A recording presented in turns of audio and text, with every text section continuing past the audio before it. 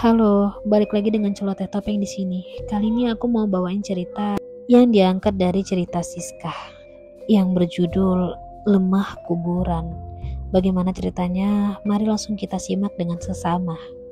Pak Rofik dan keluarga baru saja pindah dari kota ke sebuah desa yang berada di selatan kota Jember. Kebetulan beliau adalah seorang dokter yang ditugas tempatkan di sana. Pak Rofik diberi fasilitas rumah dan kendaraan sepeda motor untuk mempermudah kehidupannya di sana. Beliau ditugaskan di sana selama setahun dan beliau menjadi dokter pengganti sementara. Ya, karena perannya sebagai pengganti dokter Bayu yang akan menggantikan selama 1 tahun. Pihak desa memberikan rumah yang sudah tidak pernah ditinggali oleh pemiliknya. Entah si pemiliknya kemana. Namun, rumah itu sudah diamanahi untuk ditempati oleh tamu desa jika berkunjung di desa. Nak Rofik, ini kunci rumah jenengan. Nanti ada sepeda motor biar diantar Tarpin ke sana, ucap Pak Lurah. Pak Rofik yang saat itu senang dengan sambutan warga di sana menjadikan dirinya semakin semangat untuk mengemban tugas menjadi dokter puskesmas. Ya, walaupun hanya setahun. Tiba di ujung jalan, Pak Rofik beserta istrinya melihat sebuah rumah yang jaraknya antara rumah warga lainnya agak jauh. Kurang lebih berjarak 50 meter. Rumah itu sendiri hanya Mbak Jainul yang menjadi tetangga dekat mereka. Saat memasuki pagar rumah, hawa aneh terasa. Yah, kok perasaanku gak enak ya? Rumah sih bagus, tapi saat aku buka pagar kayak gimana gitu, ucap Fitri, istri Pak Rofik. Pak Rofik saat itu hanya tersenyum melihat istrinya dan berkata, "Itu cuma perasaanmu aja, ayo masuk," ucapnya. Tak terasa, ternyata Fitri merasa aneh saat itu. Dia seperti merasakan ada orang yang sedang memperhatikannya saat itu. Dia pandangi sekeliling tempat itu. Benar saja, di balik pohon ada seseorang yang sedang mengintip. Tak lain adalah Mbah Jainul. "Yah, itu siapa?" ujar Fitri.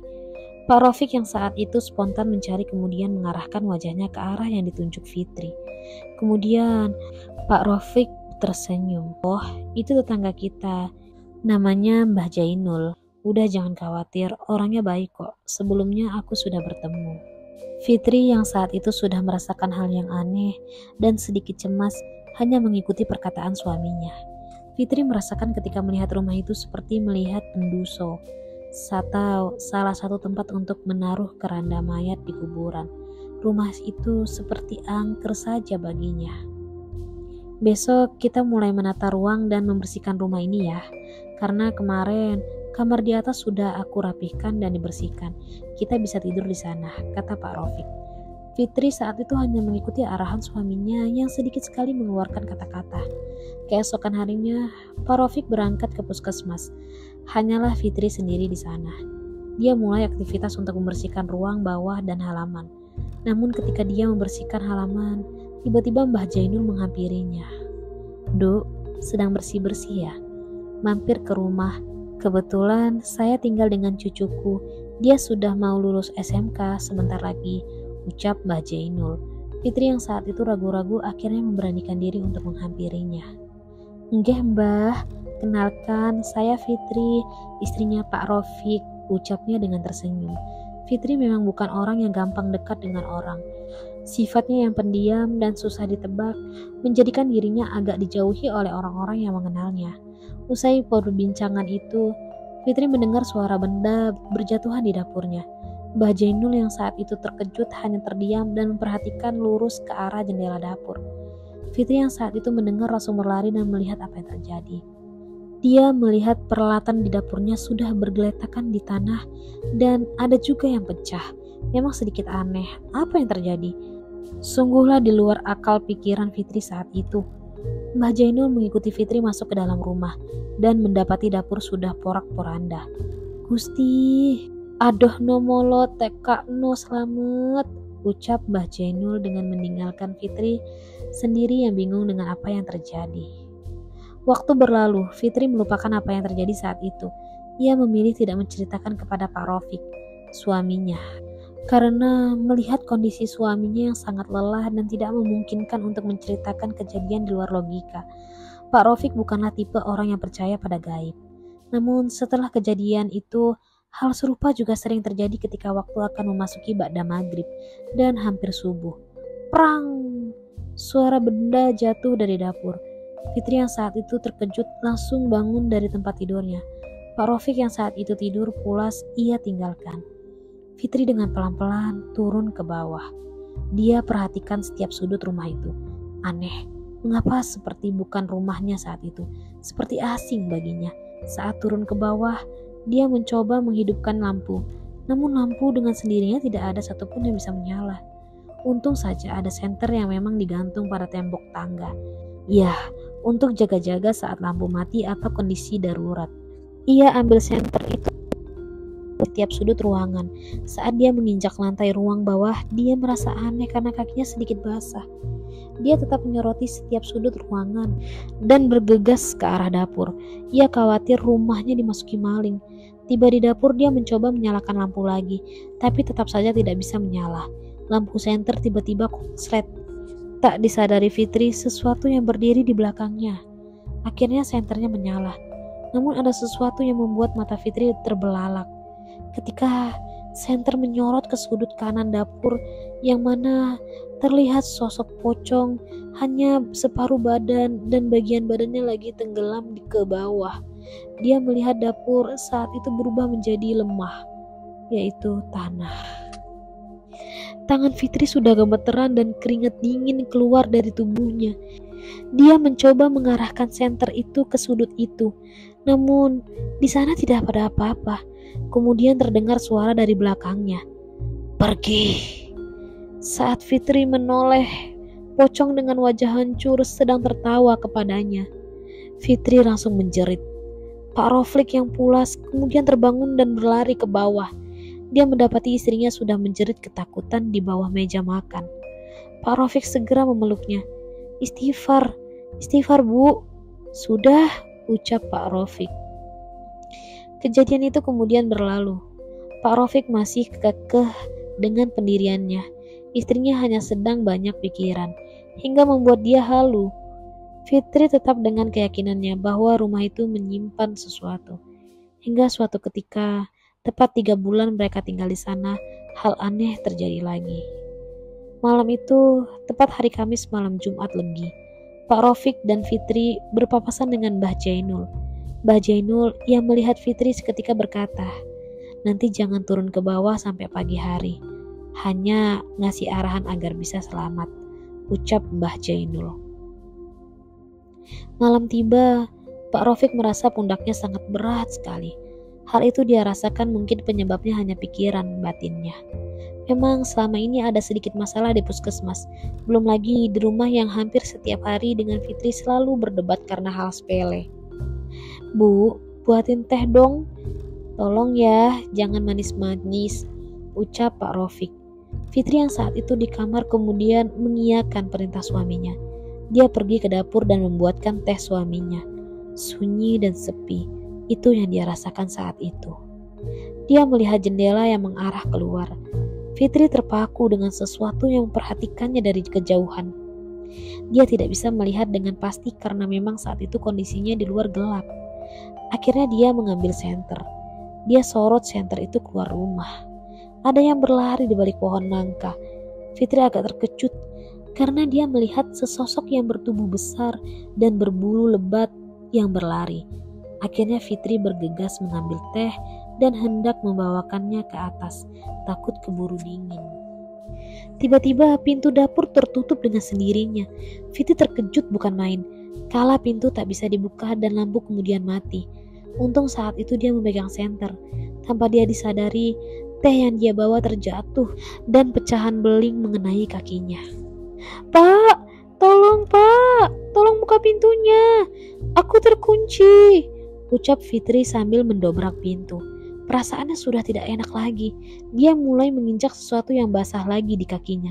Di sudut dapur, dia melihat sesuatu yang akan keluar dari tanah. Entah apa, dia mulai takut. Ternyata sebuah rambut keluar dari tanah itu. Fitri menjerit ketakutan lantaran dia melihat sosok yang keluar dari tanah itu berambut panjang dan wajahnya penuh dengan darah. Cak Ayu, Merene, aku njak getihmu titik ae. Lirik sosok itu dengan mendekati Fitri. Fitri hanya menjerit dan memukul-mukul pintu agar suaminya mendengarnya. Sosok itu menghampiri Fitri dan meraih kakinya. Suwe aku ora mangan getih, kene Cak Ayu, getih kentalmu gaya obat luweku selama iki, tegas sosok itu.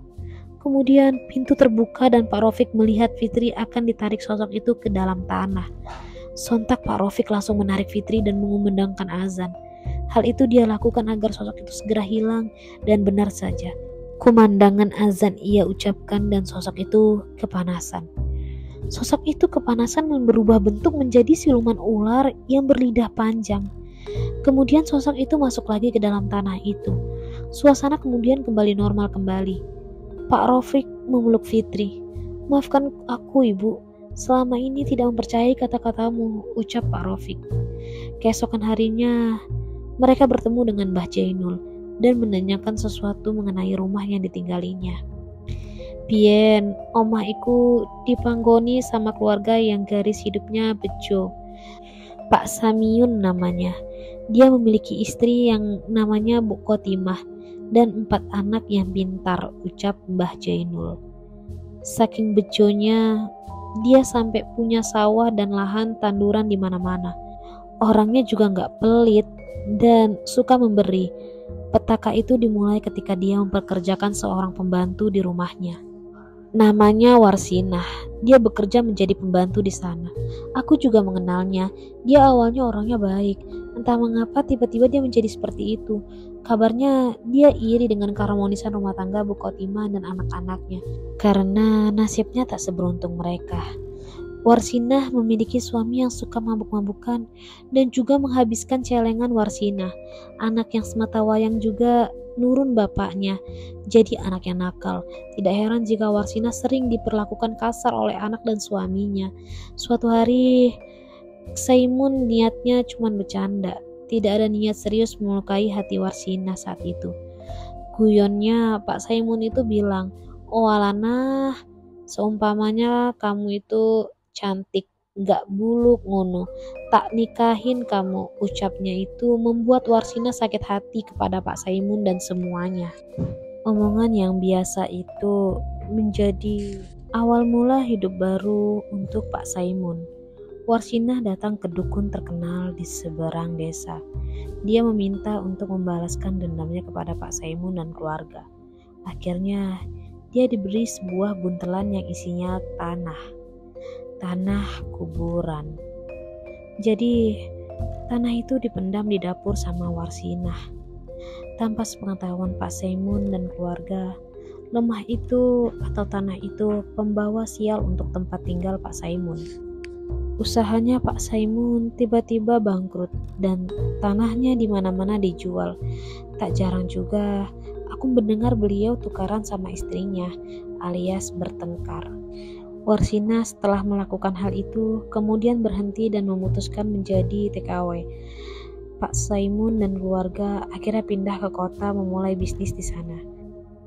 Dan sekarang mereka pun bisa mengembalikan lagi apa yang hilang. Rumah itu dipasrahkan ke kelurahan sama Pak Saimun, dibuat singgah untuk tamu yang berkunjung ke sini. Tapi tak jarang juga mereka melihat hal-hal aneh di sana. Bahkan dulu juga ada yang sampai pergelangan tangannya mau putus dan untungnya cepat ketahuan dan langsung dibawa ke rumah sakit. Jadi seperti itu ceritanya. Makanya dulu Nak Rofik, aku suruh tidur di atas saja, jangan di bawah. Karena saya khawatir lemah kuburannya dipendam di bawah, buat jaga-jaga saja biar kejadian buruk tidak terjadi. Sejak kejadian itu, Pak Rofik dan istri memutuskan pindah di dekat puskesmas. Mereka tidak bisa tinggal di rumah dinas karena rumah itu dijadikan unit tambahan untuk program pemerintah desa selama setahun. Ya, seperti itulah kisahnya. Kisah yang dialami oleh Pak Rofik dan istrinya. Niat hati ingin menjadi dokter yang dapat membantu kesehatan di desa tersebut. Malah hampir saja mencelakai istrinya Pak Rofik dan keluarga. Untungnya tidak sampai merenggut nyawa. Bagaimana menurut kalian? Silahkan tinggalkan komentar. Sekian, bye-bye.